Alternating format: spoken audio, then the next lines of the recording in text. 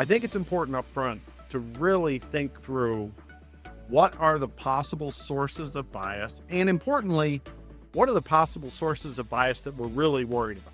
Because some biases are essentially they're gonna come out in the wash. Some biases could be, highly problematic. And I'm gonna use a completely benign example of bias here, but we talked about just not having enough distribution in the data set. If you have sort of a half-hearted attempt to gather real data and then use that half-hearted attempt of real data to train a synthetic data system, and I don't know, I'm going to use a contrived example of you're designing a perception system to, identify people of risk coming in the front door of a shop or building of some kind.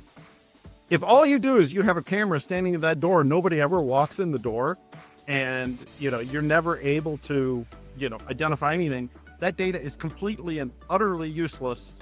So now, to make the example less benign, what characteristics do you use to identify somebody who's threatening? Do you look for them carrying a weapon? Do you use other methods?